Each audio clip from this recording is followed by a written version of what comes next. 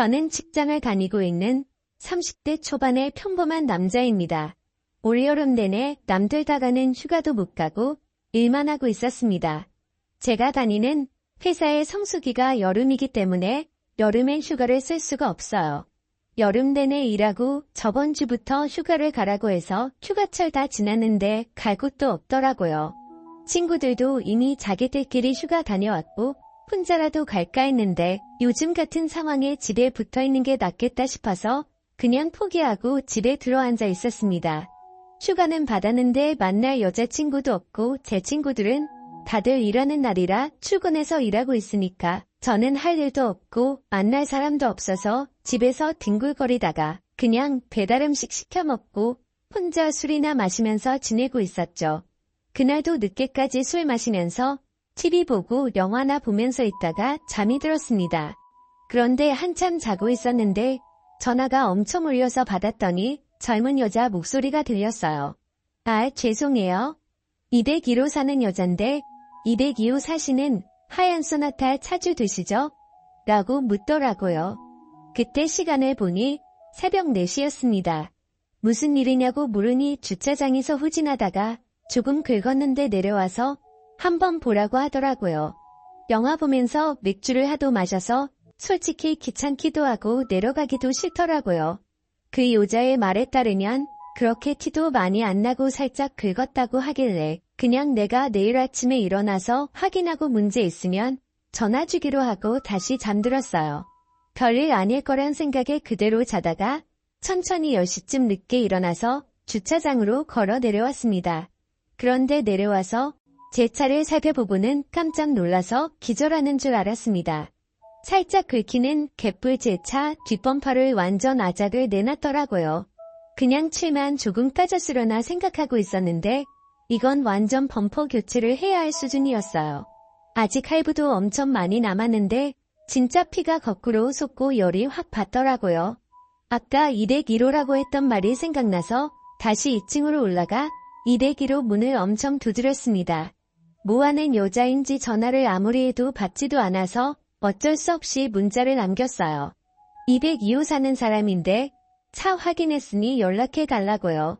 성질은 뻗치는데 속도 쓰리고 배는 고파서 일단 해장도 할 겸 나가서 밥을 먹고 들어왔습니다. 밥 다 먹고 집으로 들어오고 있는데도 연락이 오지 않더라고요. 평소 옆집 여자를 오며 가면 몇 번 봤기 때문에 얼굴도 알고 있고 제 핸드폰에 기록도 남아있기 때문에 나중에 발뺌은 못할 거라 생각하고 그냥 집에 가서 TV 보며 기다렸어요. 어차피 그 상황에서 제가 할 수 있는 일이 딱히 없더라고요. 상식이 있는 사람이라면 금방 연락 오겠지 하고 핸드폰만 바라보고 있었는데 아무리 기다려도 밤늦도록 전화가 오질 않았어요. 온갖 욕이란 욕은 다 하다가 시간이 너무 늦어서 잠들어 버렸습니다. 그리고 또다시 새벽에 제 핸드폰에 전화가 울리더라고요. 시계를 보니 이번에는 새벽 3시였습니다. 전화를 받아보니 사고를 낸 옆집 여자였어요. 지금 집 앞에서 기다리고 있으니 나와 보라고 하길래 옷만 대충 걸치고 뛰어나갔습니다.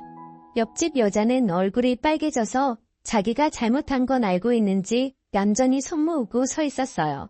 그녀에게 아작나버린 제 차 뒷범퍼를 보여주면서 이게 뭐냐고 난리를 피웠어요. 아니, 이게 그냥 살짝 박은 겁니까? 완전 다 박살이 났잖아요. 제가 말하면서 점점 더 화가 나는 스타일이라 막 따지다 보니까 언성이 점점 높아졌습니다. 그런데 이 여자도 성질이 보통은 아닌 게 처음엔 죄송하다고 하더니 제가 화를 내기 시작하자 기분이 나쁜 듯 고쳐주면 되죠. 별로 좋은 차도 아니면서 엄청 뭐라고 하시네? 라고 하는 겁니다. 남자 자존심이 있지. 저를 욕하는 건 참아도 제 차에 대해서 욕하는 건 못 참지 않습니까? 그 말에 저도 꼭지가 돌아서 서로 고함치듯 소리를 지르고 싸웠어요. 그 새벽 시간에 두 남녀가 동네 떠나갈 듯 소리를 지르고 싸웠더니 불 끄고 자고 있던 이웃 주민들이 불을 켜고 창문을 열고 조용히 좀 하라고 하더라고요. 저는 상당히 흥분한 상태라서 신경 끄고 잠들라고 소리를 질렀는데 옆집 여자가 먼저 이성을 찾고는 일단 집으로 들어가서 이야기하자고 저를 끌고 빌라 입구로 들어갔습니다. 저는 집으로 들여보내기도 싫고 아직 화가 안 풀려서 씩씩대고 있었는데 그녀가 일단 그럼 자기 집에 가서 이야기 좀 하자면서 현관문 열고 저를 끌고 들어갔어요. 저를 끌고 들어간 그녀는 진정하고 천천히 이야기하자면서 어디 좀 앉으라고 하는데 집안 꼬라지가 정말 말이 아니었습니다. 바닥에는 술병이 굴러다니고 과자 봉지에 배달 음식 먹은 것도 제대로 버리지도 않고 그대로 바닥에 나뒹굴고 있더라고요. 살면서 그런 집은 처음 봤습니다. 좀 어디에 앉으라고 하는데 어디에 앉아야 할지 모를 정도의 상황이었어요. 저는 평소에 결벽증까진 아니지만 집 청소 자주 하고 정리정돈해둬야 마음이 편하거든요. 군대 다녀온 남자들이라면 무슨 말인지 공감하실 겁니다. 그런 와중에 이 여자가 음료수라도 먹으라면서 냉장고에서 주스를 하나 꺼내주는데 얼핏 들여다본 냉장고 상태를 보니까 먹고 싶은 생각이 싹 사라졌어요. 일단 옆에다 던져두고 그녀와 수리비에 대한 이야기를 했는데 본인 사정이 있으니 조금만 받으라고 하는 겁니다. 이 동네 바에서 일을 하고 있는데 차 수리비를 배상해주고 싶지만 지금 당장 돈은 없고 다음 달 월급이 들어오면 갚겠다고 하더라고요. 자기가 올해 차 사고를 너무 많이 내서 보험 처리하기 힘들다면서 다음 달에 현금으로 배상해주겠다며 사정사정을 했어요. 진짜 집안 꼬라지를 보고 그녀의 모습을 보니 답이 안 나오는 상황이었어요. 바에서 일한다고 하는 그녀는 얼굴은 그래도 봐줄만 했습니다. 몇 살이냐 물었더니 25살이래요. 시간도 많이 늦었고 이미 잠은 다 달아나 버려서 그녀와 이런저런 이야기를 하고 있다 보니까 조금씩 편해지고 제 화도 다 풀려버렸어요. 대체 집은 왜 이렇게 더럽게 해놓고 사느냐고 제가 물었더니 자기가 치울 시간이 없다고 웃으면서 농담으로 저보고 좀 치워달래요. 제 성격상 어질러져 있는 꼴을 못 보기 때문에 쓰레기 봉투를 손에 들고 거실을 대충 치우기 시작했습니다. 쓰레기를 주워 담기 시작했더니 그녀도 민망했던지 옆에서 같이 청소를 했어요. 바닥에 굴러다니는 커다란 쓰레기 몇 개를 주웠더니 금방 거실이 깨끗해 보였습니다.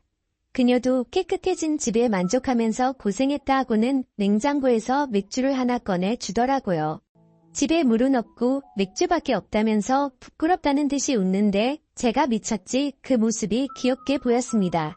둘이서 새벽 늦은 시간까지 이야기를 하면서 냉장고에 있는 맥주를 다 마셨어요. 피곤하기도 해서 나는 집에 들어가서 자야겠다고 일어나려는데 그녀가 술이 모자라다면서 밖에 나가서 사올 테니 더 마시잡니다. 모처럼 이야기도 통하는 친구를 만나서 너무 기분 좋다면서 저랑 술 친구 하자더군요. 그래서 우리는 편의점에 가서 소주랑 맥주를 더 사다가 한참 더 마셨어요. 그래도 제가 술을 못 마시는 편이 아닌데 그녀와 같은 템포로 술을 마시다 보니 살짝 취기가 올라왔습니다. 역시 바에서 일하는 여자라 그런지 주량이 엄청난 것 같았어요. 저는 술도 더 마시기 힘들었고 편하게 이야기나 더 하고 있었는데 갑자기 여자가 먼저 제 쪽으로 슬금슬금 다가오는 게 느껴졌어요. 이 여자가 나한테 왜 이러나 생각하는 그 순간 여자가 갑자기 제게 다가오면서 차 수리 비용이 너무 부담된다면서 한 번만 봐달라고 하는 겁니다. 오빠, 나 진짜 한 번만 봐주라. 오빠 시키는 건 뭐든지 다 할게. 그녀는 제가 보험 갖고 있을 거 아니냐면서 그 보험으로 수리하고 한 번만 봐달래요. 그때 이 여자가 왜 나를 집까지 데려와서 술을 먹인 건지 눈치챌 수 있었어요. 정색하면서 무슨 말이냐고 절대 안 된다고 했더니 눈웃음 살살 치면서 온갖 애교를 부리는데 그 웃음에 마음이 사르르 녹아버렸어요. 그녀의 애교 때문에 입가에 미소가 살짝 번졌더니 그 모습을 보고는 웃었어? 돈 안 받기로 한 거다. 라는 말과 함께 제게 애교를 부렸습니다. 어떻게 해야 할까 고민했지만 여기서 물러서면 남자도 아니었어요. 결국 술 기운을 빌려서 처음 만난 묘한 여자와 사고를 쳐버리고 말았습니다. 아침에 눈을 떴을 때 간밤에 무슨 일이 일어난 건지 기억이 가물가물했어요. 제가 먼저 일어나고 얼마 지나지 않아서 그녀도 눈을 떴습니다. 오빠 소원 내가 들어줬으니까 돈 안 받을 거지? 진짜 끈질긴 여자였습니다. 그래도 약속은 지켜야 하니까 수리비는 안 받기로 하고 보험 처리했습니다. 앞으로 살다 보면 좋은 일이 많이 생길 것 같은 기분도 들었어요. 그 일을 계기로 그녀와 친해져서 지금은 서로의 집을 자주 왔다 갔다 하게 되었고, 그녀와 저는 서로를 더 알게 되면서 나중에 서로 애인이 생기더라도 이런 관계를 유지하기로 했습니다. 다들 이런 신기한 경험들 꼭 하셨으면 좋겠네요. 감사합니다.